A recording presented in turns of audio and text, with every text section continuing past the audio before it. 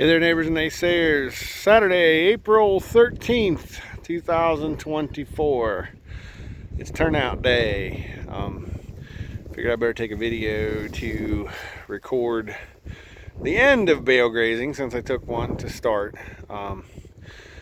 I just opened the gate, just turned them out. Surprisingly, they didn't take off running like idiots. They went right to grazing grass.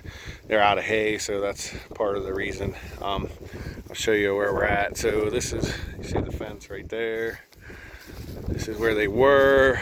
We got some mud by the water spot, of course. We've had 4.5 inches of rain this last week.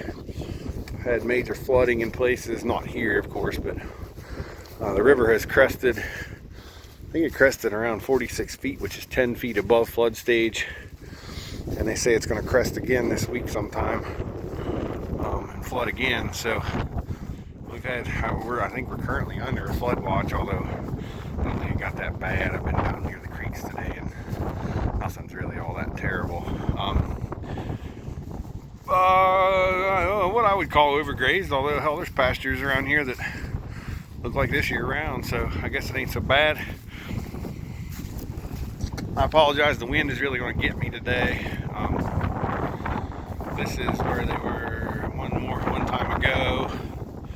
And it's pretty pockmarked, but it's washing out and it'll grow right back. Spread seed. I did not spread seed on these ones. I really wish we could have got down over this hill and got the rest of these bales. There's 5 more to go, but I've already held on to them long enough. This one here is a mess. I need to come spread some seed on it. But oh well, it's over this hill, and this needs fertility in the worst kind of way, so that's all right. And we'll come back here, may even start back here next year and work our way out if it's not frozen weather. But the one thing, if I haven't mentioned it before, is in all these hoof prints, we're getting baby clover so many times cross-seeded. So really not a concern. And we'll probably skip grazing this twice, and then it'll be time to graze it again. Hopefully it'll get us enough time to get the bales out of here. We're just in a pattern of rain. And I don't know that we're going to get back here to get these bales, but if we don't, we'll fence them off and keep on grazing. So just good to record the end and the finish.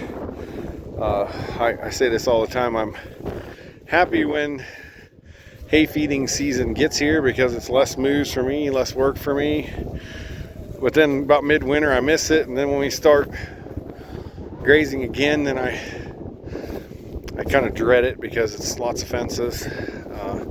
Right now, because the cows and sheep and steers are all separate, it's 3, but tomorrow it'll be 2, and it'll be 2 until mid-July probably before we'll put everybody together.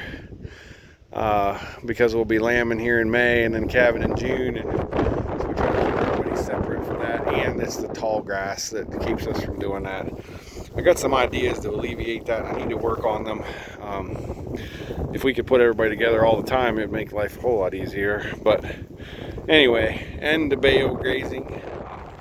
One spot there, that ring looks bad, but I'll tell you what, I'd trade 100 of those for what the cows are standing on in the use pad right now. This is the best way that I've found so far to do this. We now went through a whole winter plus some the year before, and the field that we tore up last winter with bale grazing, we were really worried about. Yeah, there's a few spots that are still kind of bare, but other than that, it's grown back and looks good. And like Rachel said the other day to me, nothing would sell this more than to look at what this field looks like today on April 13th. And this is after we've already grazed this once with the sheep, and we fed hay on this. You can see the bale scars. They were here about December, maybe January, and look at what's here already. There are places we've considered a sort of a sacrifice area around here that won't grow this much grass in 1 year, let alone in the first 3 weeks of the growing season. So I don't know that that really sells it, but nothing sells it better than green, shiny grass. And look at how it's waving. So I figured coming up here this morning, I probably had 4 inches of grass. I think it's probably near 6 inches, but with some of the bare spots in it, we'll call it 4 and do our best from there. And if you don't know what I'm talking about, we this time of year do all the calculation for what we need. I don't remember what the number is for this group, but at 300 pounds to the inch, which is what our forage is at this height, we need about an acre of grass to keep these guys through a day. And right now we need about an acre or so for the sheep. So the cows, I calculated the other day, there's 40,000 pounds of animal there. 350 pounds to the inch and 2 inches of grass. That was about 2.5 acres that I need to give them a day.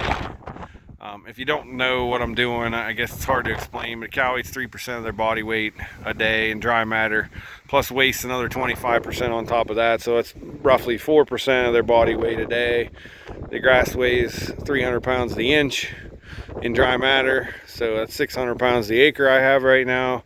So then I figure out how many acres I need to give them, and this particular field's 263 feet wide. The posts are on 32-foot post spacing, so I just figure out how many posts I need to give them.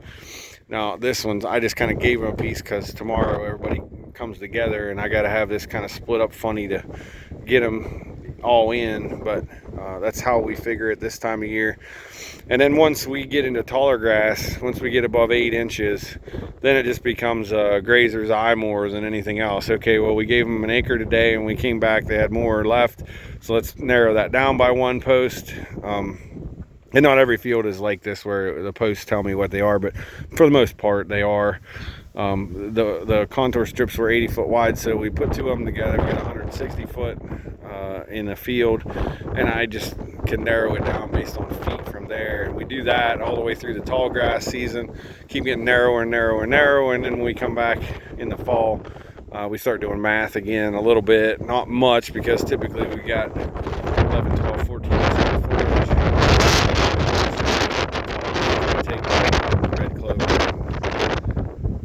And bluegrass and orchard grass that's not going to withstand the freeze, and the fescue will stay, and then we'll graze it as stockpile grass late in the year. So that's how we do grazer's math. With that, the wind I'm sure is killing me up here, so just happy turnout day for the calves. The cows will go either tomorrow night or Monday night, and everybody will be on pasture. With that, I'll say, we'll see you next time.